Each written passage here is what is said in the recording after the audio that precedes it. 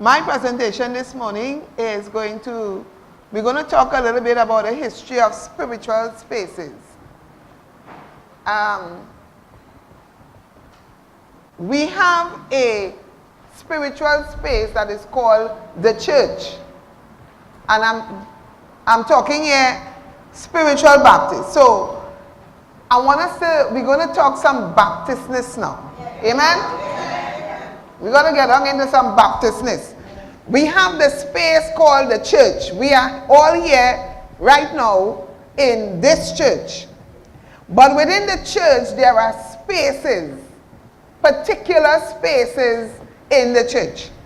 And what we're going to look at is how did we come about with some of them. This is just two pictures to show of what a long time church would have looked like and what nowadays church looks like. So we can move on from that. This man, Ashram L. Stapleton, that's my uncle. That's my father's brother. And in doing my presentation, I felt that I wanted to use some of his material. So go up. Now, before the Prohibition Act was enforced, in the early years of the Spiritual Baptist Church, there were not as much churches as we know now. People used to keep prayer groups and things in their backyards, under their houses, in their living rooms, that kind of thing. And those prayer groups turn into prayer meeting. What is the difference? A prayer group will meet to pray. When you turn it from a prayer group into a prayer meeting, then you would have what we call church. As a matter of fact, long time that's how they used to refer to things. We having a prayer meeting by Mary. We having a prayer meeting done by mother this one, right? In the Bible, Peter and they used to have prayer meetings when they would go from house to house. And I use the reference from Acts chapter 2, verses 46 and 47. Baptism and other religious practices used to take place in people's houses in those days. With the passing of the Prohibition Ordinance, spiritual Baptists, we now had to, or they then had to find new ways to worship because they wanted to continue worshiping God the way they knew how, right? And this led them to, they had to migrate into the forest. They had to go into forested areas. And there in the forest, they then built what they call camps. Now, these camps had to be able at any moment, at any minute, to be broken down and to move. Because once the police found them, they had to move from there, either go deeper into the forest or move to another forest. But the thing about it is when they moved with their camps. Right? And so they had to build it with material that was very easy to move from one place to another. Now this is an example of what a camp with a thatched roof and a center pole may have looked like. I'm not saying that this is an actual one, but this is just for you to be able to visualize what it may have looked like. This is what it looked like. And this will take us now into, I want to talk about the center pole. Now, a lot of things were given by faith. And there were some things we had to come up with methods to use in order to be able to do what we wanted to do. And so the history of the center pole is one that is unique to us spiritual baptist because it was created by us to hold up the roof. Now, so let's walk through that. Because, do you know what's a thatch roof? Anybody here know what's that? A carrot roof? Right. Right. So that was the roof that they used to build. They used to weave the carrot leaf, in such a way so that rain would not come in. But they had to find a way to tie it. For builders in here would understand what that means. Tie it so that the roof had to be able to hold on to something so that it will not fall apart. And when they did that, they had to erect a pole in the center to which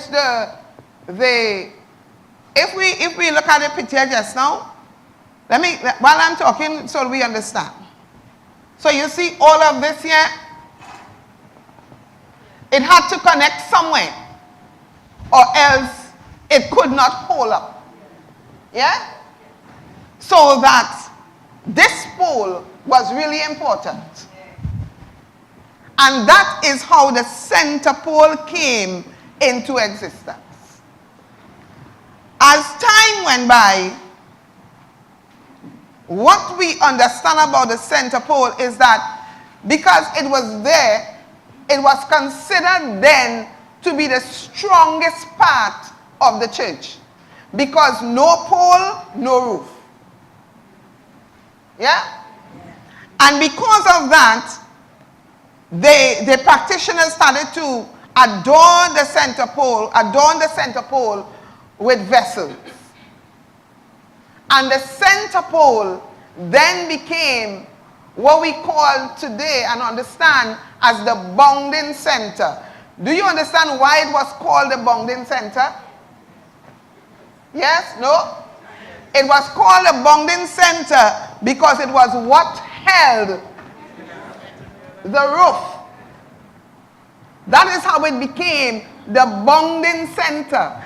And when it became that, in a physical way, it gained some spiritual meaning because the vessels that were put there were put there to represent all nations.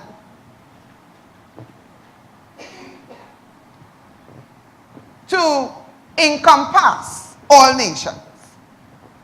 That is why when you look at the center pole, you see the lotus, you see the goblet, you see the glass, you see the tarrier, help me, the calabash.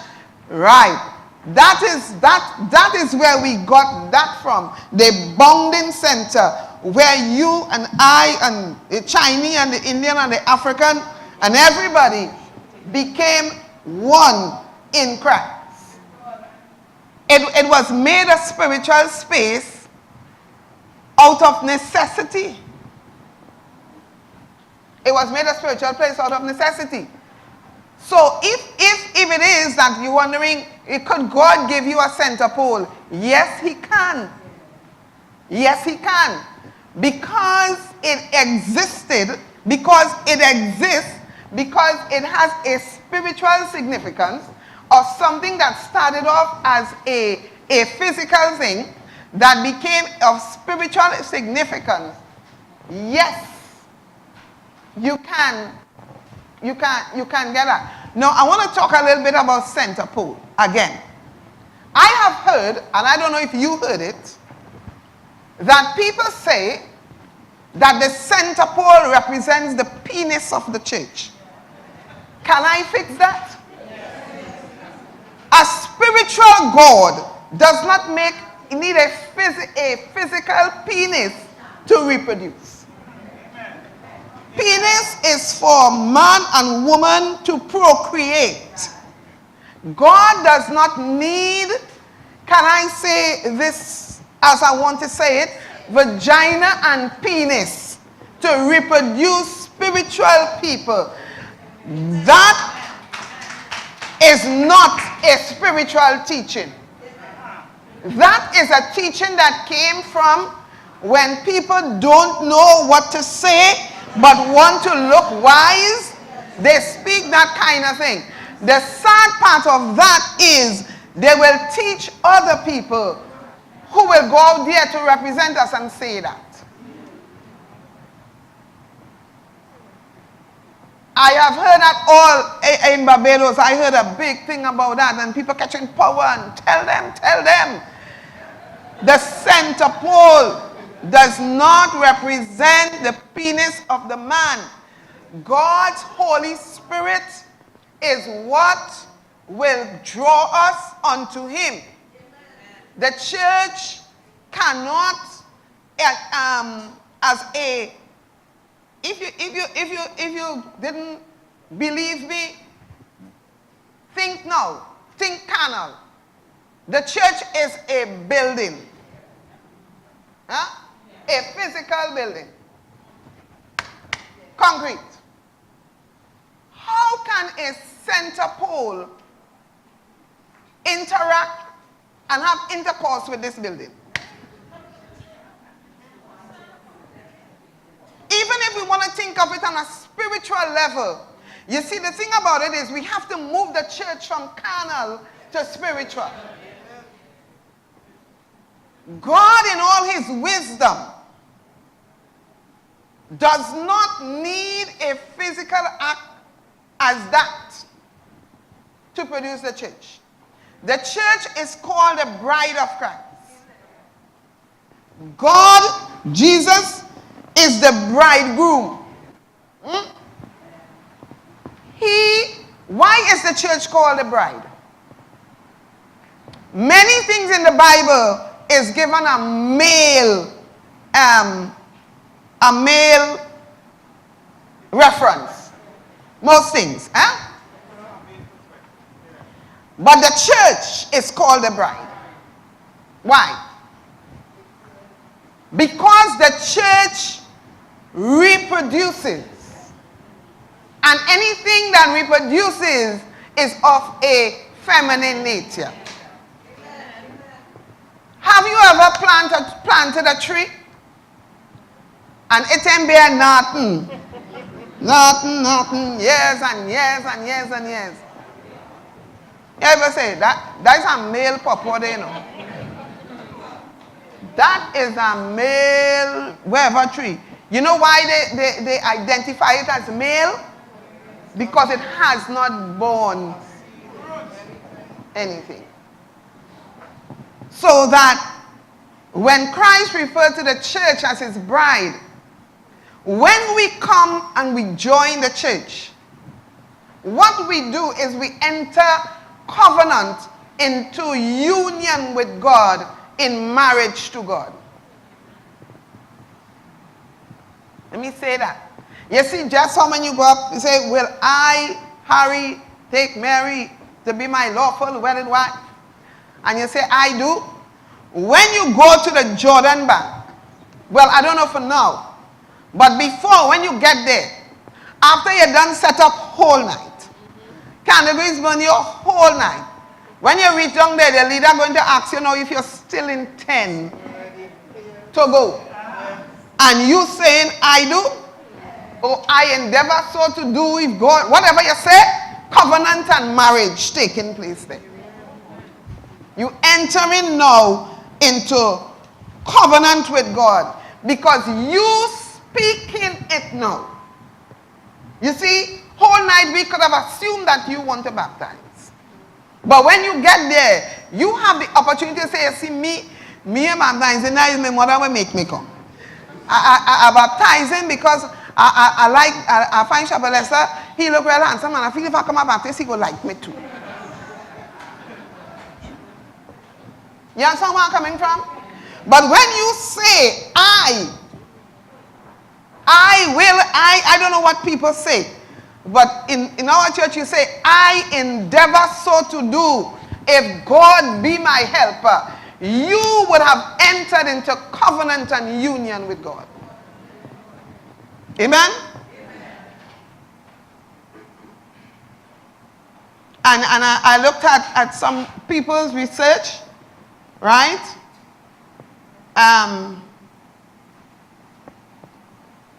And I used some research that I found, right? I want to say two things about the center pole. In olden time, well, not so old, because you see I ain't so old. But since I'm born now, and I grew up in the thing, the center pole was considered the altar where the woman could operate. So that we can go there, women, because you know, anytime we cross there, man starting to watch your cut eye. Because they want to know where you're heading. Because anytime you decide to head up there, them heading down. So it was a place where women were free to operate. And one of the most significant things about the center pole, apart from it representing the bonding center and where we all meet as one in Christ and all of that, that's a place where spiritual battles used to be fought. The center pole was a place where you could understand if somebody is a builder or a master builder. Center pole was a place where masters met and they engaged in spiritual activities. Some used to be for edification of the church, and others was to just test each other to see where you make up altar, what you know, how much you know, and most of all, if you know. Now, the church does not change the center pole, and I hope I'm coming your way, right? Because we have to understand that what is spiritual, and what is carnal is carnal. Now, when we get to a place, there must be a meeting point. There must be a mutual ground. There must be some place where we can all come as one. Where, you see, when we reach to the center pole, you could be leader and bishop. I could be nurse and sister. But when we get there by the center pole, that is a place where we could walk spirit walk. You see, hold on. If I come up on the altar, right? I may use my boy, Pastor Cohen. I love him too bad. Pastor Cohen might say, Mother Ned, with all due respect, get down. I mean, yes, I know you're a big modern thing. And I know you know the word and thing, but get down. But I could get by the center pole. He could get by the center pole, regardless of who he is and me. And we could walk there. He could prove me there. I could prove him there. That's why we need that space called the center pole.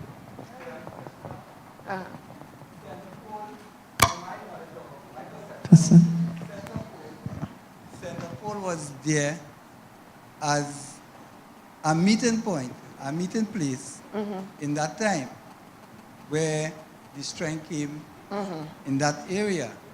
So you're saying it is spiritual, right? This is a spiritual place to meet. But you're saying no.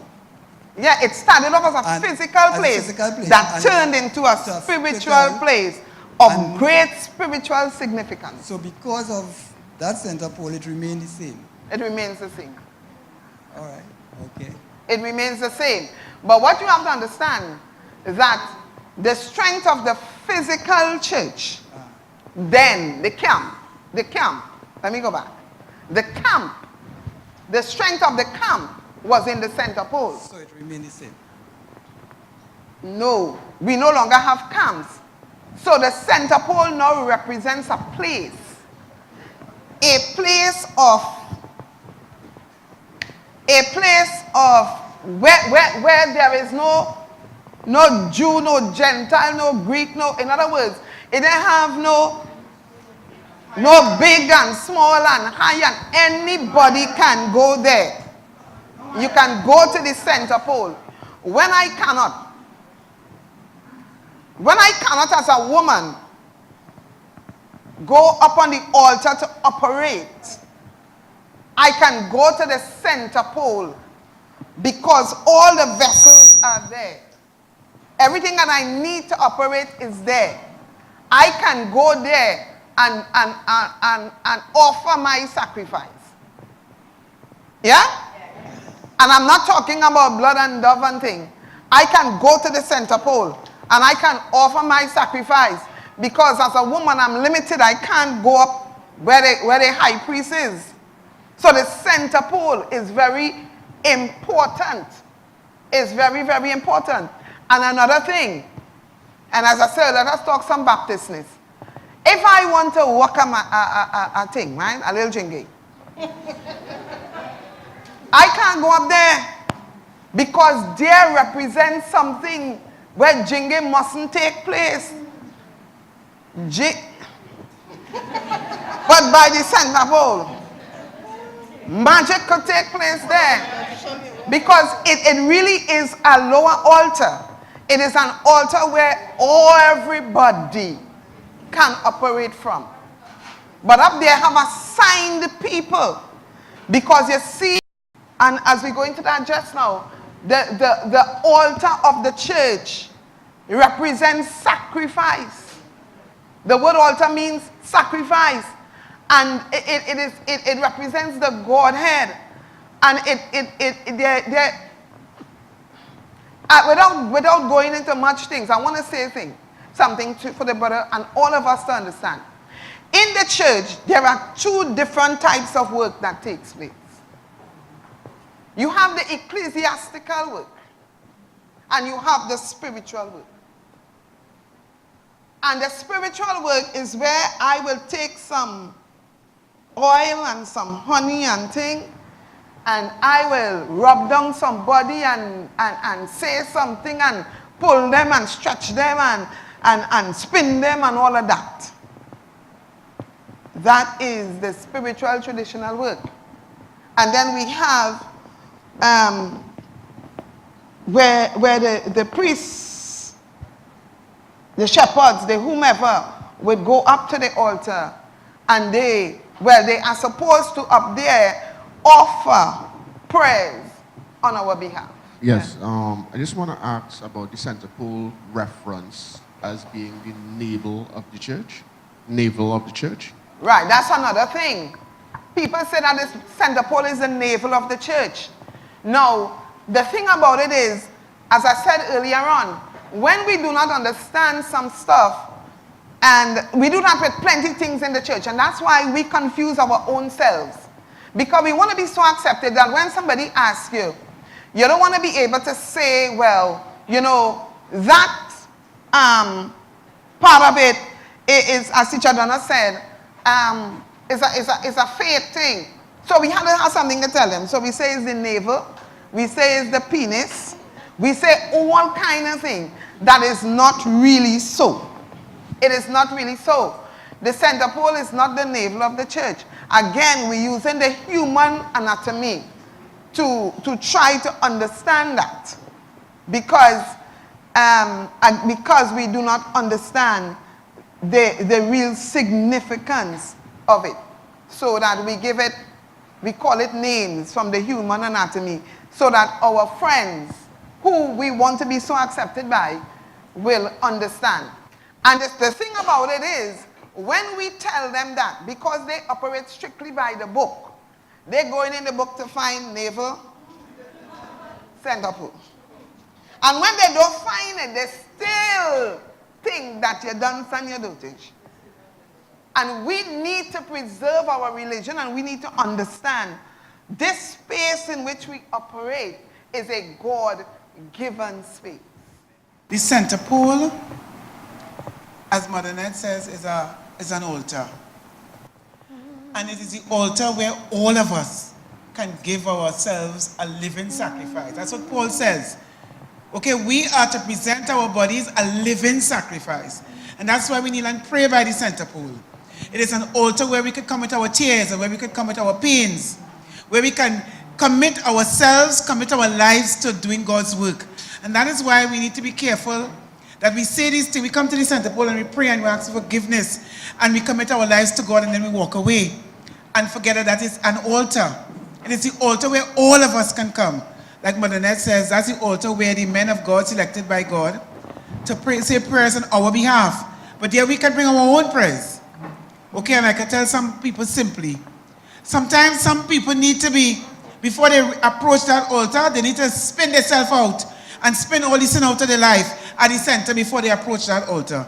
And that altar and that center pole gives an opportunity to be able to do that. My question is simply this. I understand the significance of the center pole, but I have noticed, not many, but there are a few churches now that don't have a center pole. And I am asking myself, where do they meet? Right. And to answer that, when you reach to churches like that, you need to be very observant. Because their whole and sole dependency is mother and leader. Because they have no place to go. Mother, my head hurt me. Mother, last night, I couldn't sleep at all. Leader, whole week this knee giving me some problem. Leader, something wrong. But when you have a place where you can go for your own self, you don't have to be so dependent. Mother and leader could teach you how to pray and say, child, kneel down there and pray. And you can go there for yourself and say, Lord have mercy and compassion. Look with pity upon me. Father, let me call thee Father. Father, let me call this thy child, this thy child. Return to Jesus Lord, Jesus Lord. I ask for mercy.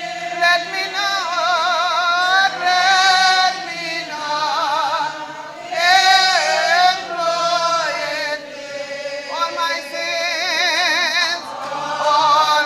sins, I now detest, never will.